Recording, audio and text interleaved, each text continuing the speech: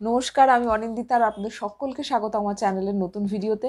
তো আজকের ভিডিওতে আমি কথা বলবো আমার এখনো অবধি পড়া অন্যতম সেরা একটা বই নিয়ে।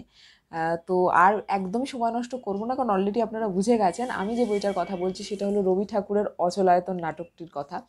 এই বইটা স্কুলে পাঠ্যপুস্তকে আমি পড়েছিলাম, অল্প একটা অংশ আমাদের ছিল। যারা বাংলা মাধ্যমে পড়েছেন তারা হয়তো জানবেন। তো তারপরে আমার বইটা খুব পড়ার ইচ্ছে ছিল, কিন্তু যেহেতু বই পড়া সেরকম অভ্যেস ছিল না তাই পড়া হয়ে ওঠেনি, কিন্তু কিনে রেখেছিলাম অনেক দিন আগেই। তো ফাইনালি এবছর আমি বইটা পড়লাম। তো অনেক কিছু বলার আছে এই বইটা নিয়ে, আর একদমই সময় নষ্ট করব না। তো চলুন আজকের ভিডিও শুরু করা যাক। তো অচলায়তন নাটকটা আহ, অচলায়তনকে ঘিরেই। এবং অচলায়তনটা কি? অচলায়তন হলো একটা আয়তন যার মধ্যে থেকে বিভিন্ন বয়সী বালকেরা গুরুর কাছে শিক্ষা লাভ করে। যেরকম আগের সময় ছিল না যে গুরুগৃহে থেকে শিক্ষা লাভ করা হতো, তো সেরকম একটা ব্যাপার। তো সেই আয়তনের মধ্যে থেকে বিভিন্ন বয়সী বালকেরা গুরুর থেকে শাস্ত্র পাঠ করা শেখে, শাস্ত্র শেখে, ধর্ম সম্পর্কে এগুলো শেখে।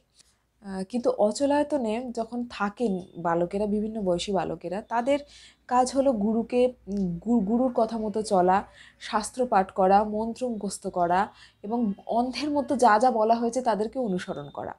এবং আরেকটা জিনিস হলো তাদের বাইরে যাওয়ারও অনুমতি নেই। বাইরে যাওয়ার অনুমতি তো দূরের কথা, বাইরে দেখারও অনুমতি নেই, মানে আয়তনের বাইরে তারা দেখতেও পারবে না। তাদেরকে যা বলা হবে তাদেরকে সেগুলোই তারা করে করে তারা বড় হচ্ছে, মানে সেই ছোট বয়স থেকে আস্তে আস্তে সমস্ত কিছু শিখে তারা বড় হচ্ছে। এবং সব কিছুতে তাদের একটা ভয়, যে এইটা করলে ওইটা হবে, এইটা করলে পাপ হবে, ওইটা করলে ভালো হবে, এইটা করলে ক্ষতি হবে।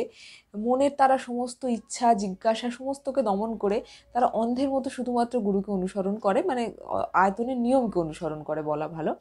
আর আয়তনের নিয়মকে অনুসরণ করে ফলে তাদের মধ্যে একটা ভয় কাজ করে সবসময়, যে এই কাজটা করলে হয়তো প্রায়শ্চিত্ত করতে হবে। তাদের ইচ্ছা করলেও কিন্তু তারা সেটা বলে উঠতে পারেন না। তো এরকমভাবে অচলায়তন চলছে। বিভিন্ন বয়সী বালকেরা সেখানে থাকছেন, শিক্ষা লাভ করছেন এবং শাস্ত্রজ্ঞ হয়ে উঠছেন। কিন্তু এই অচলায়তনে একজন ব্যতিক্রম হলেন পঞ্চক। পঞ্চকের শাস্ত্র পাঠ করতে ভালো লাগে না। পঞ্চকের অনেক চেষ্টা সত্ত্বেও মন্ত্র মুখস্থ হয় না। তার থেকে অনেক ছোট ছোট বয়সী বালকেরা যে মন্ত্রগুলো মুখস্থ করে নিচ্ছে, পঞ্চক তাদের থেকে এত বড় হওয়া সত্ত্বেও পঞ্চকের সেগুলো মুখস্থ হয় না। পঞ্চকের ভালো লাগে গান। পঞ্চকের সব কিছুতেই গান ভালো লাগে। পঞ্চক নিজের মনের কথাকে গান দিয়ে ব্যক্ত করে। পঞ্চকের খোলা আকাশ ভালো লাগে, তার মুক্তি ভালো লাগে।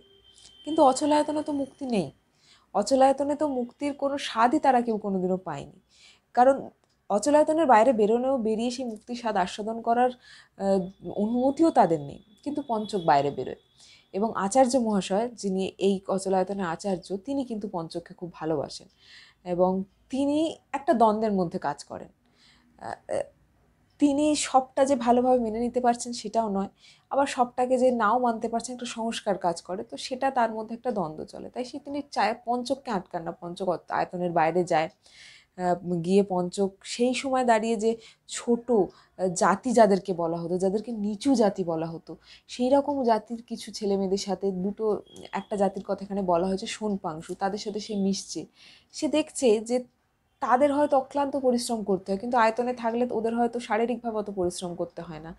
কিন্তু এই ছেলেমেয়েগুলো মুক্ত, তারা প্রচুর পরিশ্রম করে, কিন্তু তারা ভয় পায় না, তারা প্রায়শ্চিত্তের ভয় পায় না, তারা পাপের ভয় পায় না, তারা আনন্দ করতে জানে, তারা খেলতে জানে, তারা মন খুলে জীবনটাকে বাঁচতে জানে। কিন্তু আয়তনে তো সেটা নেই, আয়তনে কোনো কর্ম নেই, কিন্তু আয়তনে অন্ধ অনুকরণ আছে, আয়তনে বন্ধন আছে, আয়তনে শিকল আছে, যেটা থেকে মুক্তি চায় পঞ্চক। কিন্তু কিভাবে মুক্তি হবে? আদৌ কি পঞ্চকের মুক্তি হবে এখান থেকে? এবং আমরা প্রথম থেকেই শুনতে পাই যে গুরু আসছেন। গুরু আসছেন, তো গুরু এসে কি করবেন? মহাভারতের একটা, ভগবদ্গীতার একটা শ্লোক আছে যে ইয়াদা ইয়াদা হি ধর্মস্য গ্লানির্ভবতি ভারত অদ্ভুত্যানাম অধর্মস্য তদাস্মানম সৃজাম্যহম। আমার খুব একটা ভালো আমি পারি না, মানে সংস্কৃত উচ্চারণ একদমই পারি না। তাও চেষ্টা করলাম এই শ্লোকটা বলার, কারণ এই শ্লোকে যেরকম বলা হচ্ছে যে যেখানে যেখানে সবসময় অন্ধকার ছেয়ে যাবে, যেখানে অধর্ম হবে, সেখানে সেখানে ভগবান আসবেন, গুরু আসবেন আমাদেরকে উদ্ধার করতে। তো আয়তনে যে শুনছি গুরু আসছেন, সবাই জানতে পারছেন যে গুরু আসছেন, কিন্তু গুরু এসে কি সত্যি সত্যি সবাইকে অন্ধকার অধর্ম থেকে দূরে নিয়ে আসবেন? এই বন্ধন থেকে কি মুক্তি দেবেন? না গুরু এসে সেই বন্ধনটাই শিকলটাকে আরো জোরালো করে দেবে? তো সেটার জন্য অবশ্যই আপনাকে বইটা পড়তে হবে। কিন্তু আমি বইটা নিয়ে বেশি আর কিছু বলবো না, বইয়ের যে গল্পটা, নাটকের যে গল্পটা নিয়ে আমি আর বেশি কিছু বলবো না। তো এবং এই আয়তনে এমন পর্যায়ে পৌঁছে গেছে এই ধর্মের যে অন্ধবিশ্বাস, যে গোঁড়ামোটা, যে একটা শিশু, আয়তনে থাকা একটা শিশু ভুলবশত, মনের কৌতূহলবশত, কারণ একটা শিশুর মনে কৌতূহল হতেই পারে, পিছনের দিকে জানলা খুলে ফেলেছিল।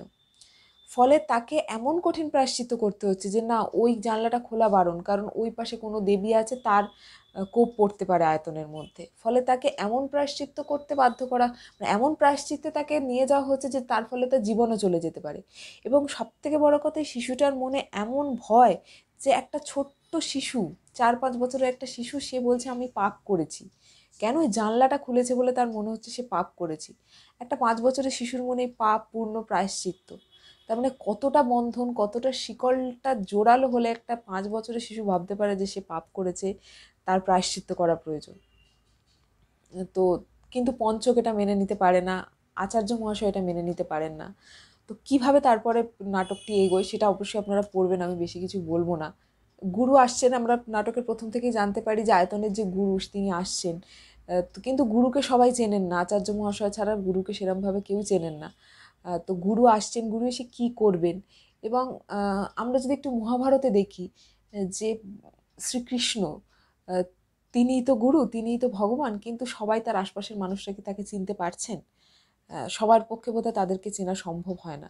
কিন্তু অর্জুনও হয়তো ভগবানকে ভগবান বলে চিনতেন না, কিন্তু অর্জুনের সাথে অর্জুন ভগবানের সাথে একটা আত্মিক যোগ অনুভব করতেন। ফলে ভগবানকে ভালোবাসতেন তিনি। তিনি গুরুকে গুরু হিসেবে নাম প্রথমে বুঝতে না পারলেও তিনি কিন্তু সেই টানটা অনুভব করতেন। তো এখানেও গুরুকে কেউ চেনেন না আচার্য মহাশয় ছাড়া। তো কেউ কি গুরুকে চিনে নিতে পারবেন? এবং কেই বা গুরু, এবং গুরু আসলে গুরু কি করবেন? তো সেটা জানার জন্য অবশ্যই বইটা পড়বেন আপনারা। তো আমি বরাবরই যেটা বলি যে ক্লাসিকের তো রিভিউ করা যায় না, কিন্তু এই বইটাতে এত ভালো লাগার জায়গা আছে না, তো সেই জন্য সেগুলি আপনাদের সাথে আমি শেয়ার করছি। কোনো রকম রিভিউ করার দৃষ্টতা এই বইটার আমার নেই। তো অসম্ভব সুন্দর একটা লেখা। এই নাটকটা প্রথম প্রকাশিত হয়েছিল 1318 সালে, এবং প্রথম প্রকাশিত হওয়ার আগে এটি একটি পত্রিকায় প্রকাশিত হয়, এবং সেই পত্রিকায় প্রকাশের পরে অধ্যাপক ললিত কুমার বন্দ্যোপাধ্যায় একটা সমালোচনা করেন, মানে একটা সমালোচনা লেখেন রবি ঠাকুরের এই লেখাটার জন্য একটা সমালোচনা লেখেন, এবং সেই সমালোচনার উত্তরে বেশ বড়সড় একটা পত্র রবি ঠাকুর লিখছেন তার উত্তরে, এবং সেইটা এই বইটার পিছনে গ্রন্থ পরিচয়তে আছে। ভীষণ ভালো লাগবে পড়তে। কি সুন্দরভাবে উনি পুরোটা বর্ণনা করছেন যে ধর্ম কি।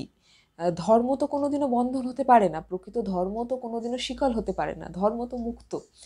ধর্ম তো কোনোদিনও কারোকে আটকে রাখতে পারে না, ধর্ম কোনোদিন কারোকে ভীতু বানাতে পারে না, প্রকৃত ধর্ম কোনোদিন মানুষকে ভয় দেখিয়ে রাখতে পারে না, প্রকৃত ধর্ম মানুষকে সাহসী বানায়, প্রকৃত ধর্ম মানুষের শক্তি।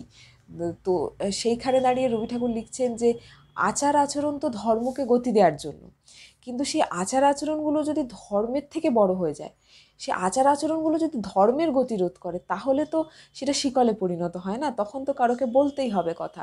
উনি বলছেন আমি যতই সমালোচনার সম্মুখীন হই না কেন, আমি বলবো শিকলকে শিকল বলতে হবে। সেটা শিকল যে শিকল সেটা জানার পরও চুপ থাকা আমার পক্ষে সম্ভব নয়।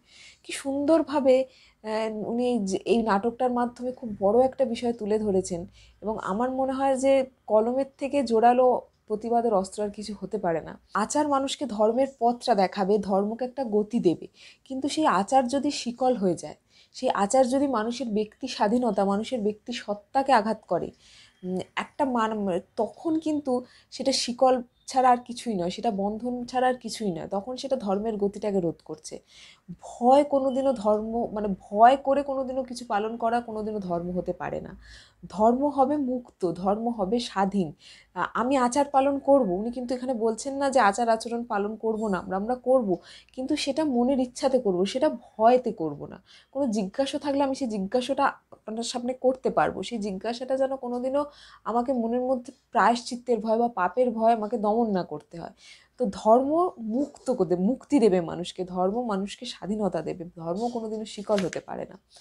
তো ভীষণ সুন্দরভাবে এটা রবি ঠাকুর আমাদের সামনে উপস্থাপনা করেছেন, এত সুন্দর। এবং সেই সময় দাঁড়িয়ে এরকমভাবে একটা রচনা করা, যেটা সত্যি একটা সাহসের পরিচয়। উনি ওনার প্রত্যেকটা রচনা বিভিন্ন সময় সাহসের পরিচয়ই দিয়েছেন।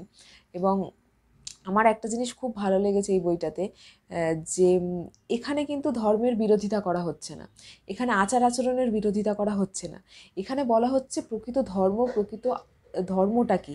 সেখানে কিন্তু আচার আচরণকে বাদ দেওয়ার কথা একবারও বলা হচ্ছে না, সেখানে বলা হচ্ছে আচার আচরণ আমরা পালন করব, কিন্তু সেটা যেন মানুষকে ভয়ের জন্য না হয়, পাপের ভয় না হয়, প্রায়শ্চিত্তের ভয় না হয়, মানুষের মুক্তির সাথে, স্বাধীনতার সাথে আমরা সমস্ত কিছু পালন করব। তো ভীষণভাবে সুন্দর একটা লেখা, অবশ্যই আপনারা পড়ুন।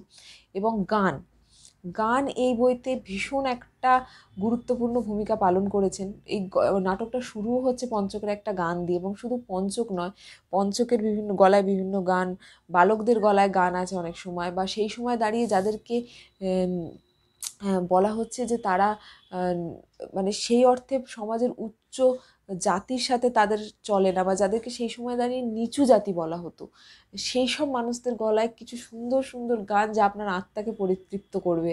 এবং এখানে কিছু বিখ্যাত গানও এই বইটাতে আছে, যেমন হাড়ে রে রে রে রে, আলো আমার আলো, ঘরেতে ভ্রমর এলো গুনগুনি, এগুলোও সব অচলায়তনের অংশ।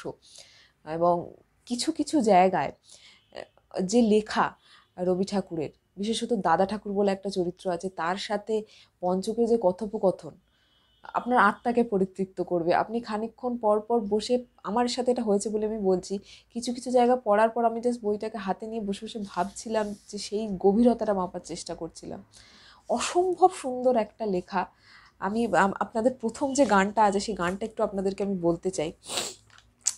প্রথম যে গানটা দিয়ে শুরু হচ্ছে পঞ্চকের গলায়, তুমি ডাক দিয়েছ কোন সকালে কেউ তা জানে না, আমার মন যে কাঁদে আপন মনে কেউ তা মানে না, ফিরি আমি উদাস প্রাণে তাকাই সবার মুখের পানে, তোমার মতন এমন টানে কেউ তো টানে না।